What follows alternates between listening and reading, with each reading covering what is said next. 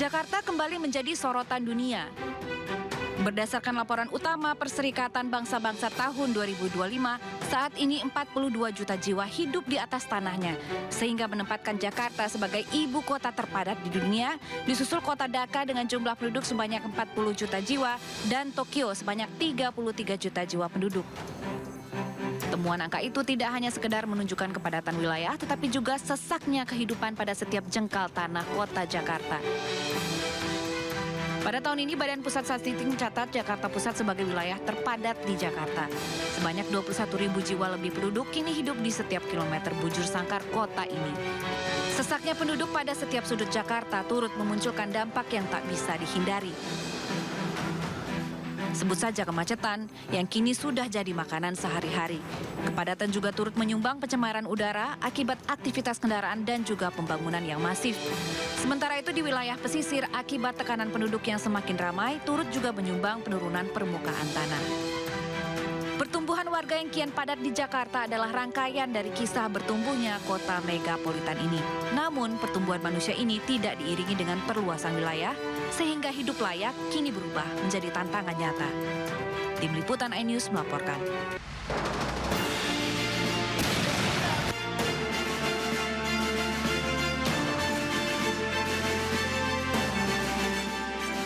Indonesia bersiap untuk mengirimkan pasukannya ke Gaza, Palestina.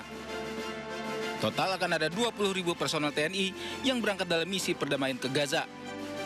Rencananya pasukan ini akan dipimpin oleh Jenderal Bintang 3. Tidak hanya itu, TNI juga menyiapkan 2 kapal rumah sakit lengkap dengan helikopternya. Kontingen pasukan perdamaian sudah tahap seleksi, kemudian rencana nanti dipimpin oleh Jenderal Bintang 3, kemudian di bawahnya ada 3 brigade komposit. Nanti di bawah brigade komposit itu terdiri dari 1 batalion kesehatan, 1 batalion seni konstruksi, kemudian batalion bantuan, dan ada lagi bantuan mekanis. Presiden Prabowo pun telah berbincang melalui daring dengan Perdana Menteri Inggris Keir Starmer pada Sabtu 22 November lalu. Kedua pemimpin negara berdiskusi untuk mekanisme pengiriman pasukan guna menjaga stabilitas di Gaza.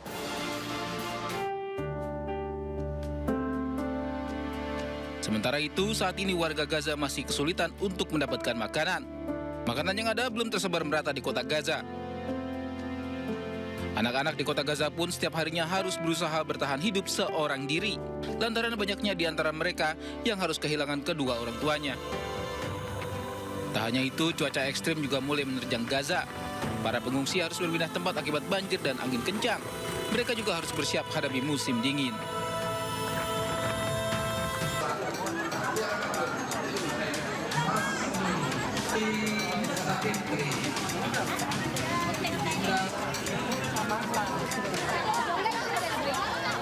Lebih dari 2.000 warga dari Kelurahan Sepanjang Jaya dan Pengasinan Kota Bekasi antri berjam-jam hingga berdesakan demi bisa mendapatkan bantuan langsung tunai kesejahteraan rakyat senilai Rp900.000 di kantor pos Bekasi Timur. Membludaknya jumlah penerima manfaat yang datang bahkan membuat petugas kewalahan mengatur antrian yang menunggu selama lebih dari 3 jam. Di Kota Bekasi tercatat sedikitnya lebih dari 70.000 warga penerima manfaat yang mendapatkan BLT Kesra. Penyaluran dilakukan hingga awal Desember mendatang. Ramai sih, alhamdulillah sih dapat, alhamdulillah. Udah aja. 900. Ya buat nambah-nambah lah, Pak. Alhamdulillah banget ya. Bersyukur banget deh. Lagi nyari duit susah banget ya. Senang banget, Pak.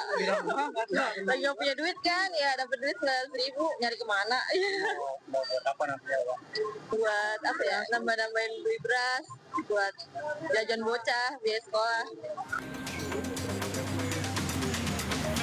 Sementara itu di Kediri, Jawa Timur, ratusan warga Kelurahan Kali Ombo, Kampung Dalem, Manis Renggo, Ngadirjo, Ngronggo, dan Rejo Mulyo antri di kantor pos mengambil uang bantuan langsung tunai kesejahteraan rakyat senilai Rp900.000. Kendati petugas telah membagi jadwal jam penerimaan, namun antrian tidak dapat dihindari karena warga penerima manfaat antusias untuk segera mendapatkan bantuan tersebut. Alhamdulillah bersyukur. Rencana lagi digunakan untuk apa? Ini nanti mau beli beras. Beras. Iya, Bu, yang tadi antri sejak jam berapa? jam 7. Jam 7. Berapa jam ya? Berapa 2 jaman. Sementara itu, keluarga penerima manfaat di kota Kediri sebanyak 7.666 dan untuk Kabupaten Kediri sebanyak 66.971 dan ini kemungkinan masih akan terus bertambah. Testing aja karena ini memang kan rata-rata penerima bansos BLT Kesra ini adalah penerima yang benar-benar baru. Jadi sebelumnya belum pernah menerima bansos di kantor pos. BLT Kesra ini sendiri merupakan program bantuan langsung tunai yang diberikan pemerintah kepada keluarga kurang mampu sebagai bentuk perlindungan sosial dan untuk menjaga daya beli masyarakat di tengah kondisi ekonomi yang dinamis. Dari Bekasi, Jawa Barat dan Kediri, Jawa Timur, Rahmat Hidayat dan Afnan Subagio, iNews melaporkan.